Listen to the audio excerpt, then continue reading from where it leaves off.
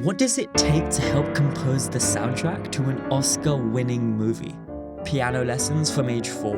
Reckless experimentation bred from boredom? My whole thing is taking real instruments and then just making them unrecognizable. And a decision that changed his life. Like, if Michael Giacchino shows up to this concert, I'm gonna be a composer. Logan Nelson has forged his craft working and learning alongside legends like Hans Zimmer, Chris Bowers, and many more. We spent a day with him in his LA studio, where he showed us how he creates immersive compositions for award-winning documentaries and films. These are Logan Nelson's rough drafts.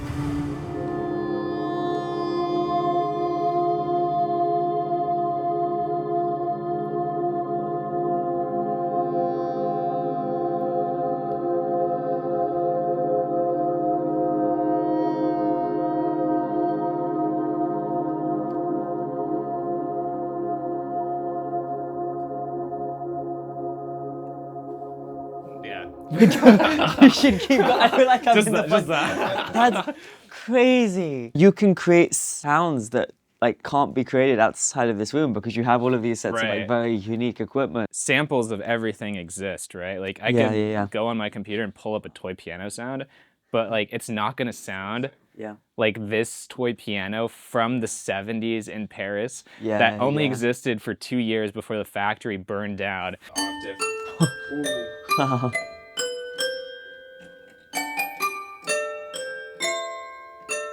This is crazy. This actually folds up into a box. This whole thing goes down and it goes inside of each other. It's like a portable thing. Yeah. And it's from the 40s, and they would, like, soldiers in battle would like carry it onto the battlefield, and then they'd like play songs, and then they like carry it to the next battle. And you like pump it with your feet. So there's like a breath to it. This is what I want to go to battle in. This is like you're gonna die music. Like, thank you for your service. Yeah, this is. It's like goodbye party. Music is play, yeah. I mean, I try to remember that all the time. There's a director I work with who says that. That's Taylor and Renan, who I do a lot of like environmental, like National Geographic projects with. Renan came to me my graduation week of college. I didn't tell him I was still in school or anything. Yeah, we have a whole setup. We have like, it's all good. He's like, you have like a week to do this. And I was like doing finals and graduating. My parents like flew out to come like see me and everything. And we did it. We had 20 minutes of music, recorded, mixed, everything in a week. And I think they were like, okay, wow, this guy's got it. So this is the opening track. It's all digital at this point. So you'll hear kind of what the real humanness can add The to essence. The essence of it. The essence, yes. So yeah, we do have real violin stuff.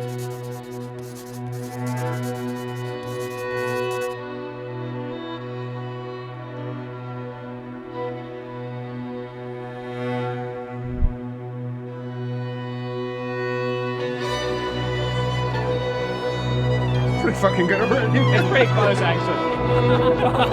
It's a pretty good sketch, I gotta say. But you can get the mix is like darker. It's not as clean.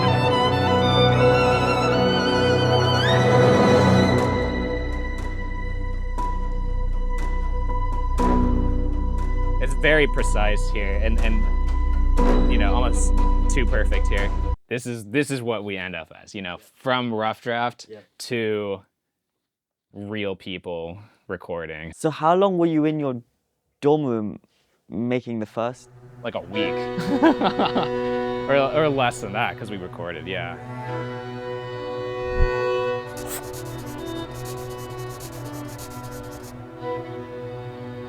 Is that Ben? Yeah.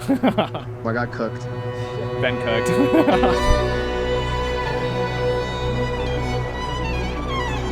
Wow.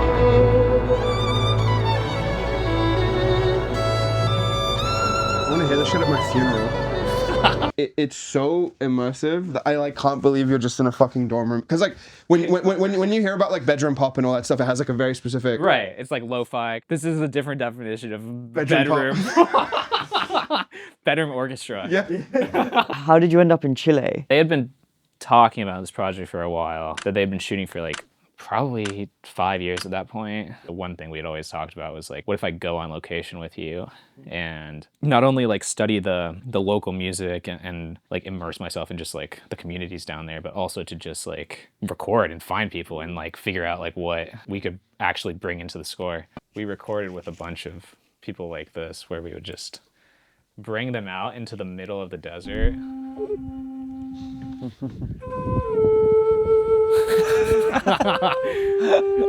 The serious dogs. So this is this musician's dog, and we were vibing, and he was like going, and I don't know if you can see it in this, but we have like surround mics around him, and it's windy on this, but like the mics, we actually got insanely clean recording somehow. And we would just go to the village and be like, oh, like these musicians are playing at this bar. Like, do you want to come to the desert with us and like play some stuff? And then Taylor would be like, oh, like connect with the universe and like. So then we ended up writing part of this one piece, which was this love letter to Earth, basically.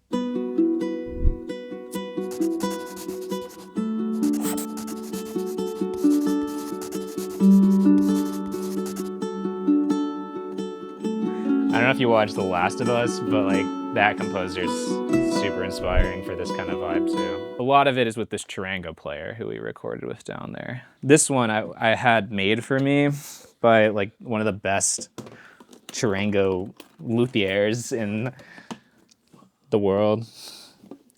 Wow. And so he carved this for me. So all these, there's like llamas and the universe and the birds, and there's like a little lizard, and got this like smaller one here. This guy made for me. And then the big boy, the bombo. Holy shit. I feel like I'm in a nightclub. It's so funny in Santiago, right? The culture of this like new city, but then the history of it. We were at like a club one night. There was like hardcore beats playing, and this dude was like going with it, and it was the sickest thing ever. It was just like blend between electronic and then like probably one of the oldest instruments ever made.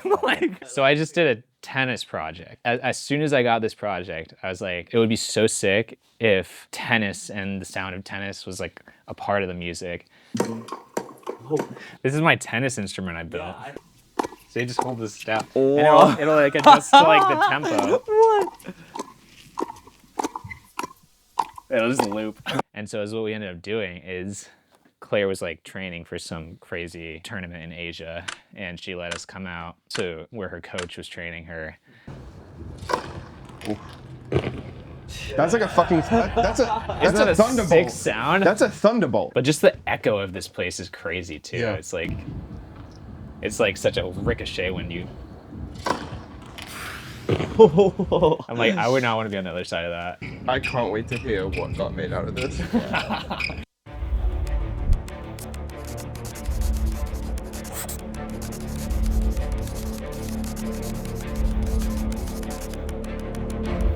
Full Zimmer.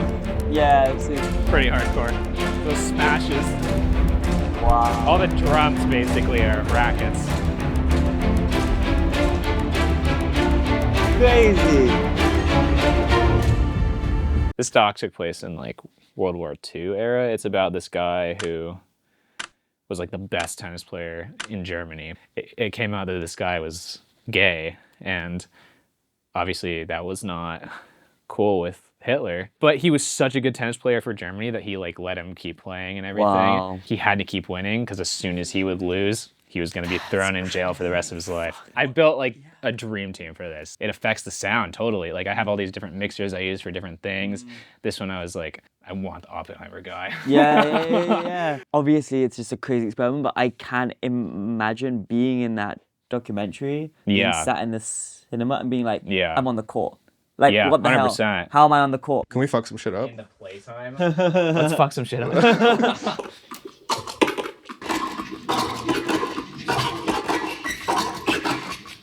These are Soyuz. These like stunning tube mics. Oh my sound word, they look gorgeous. So good.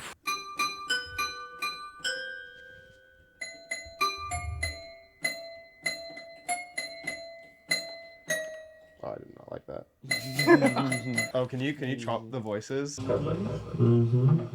Yeah, exactly.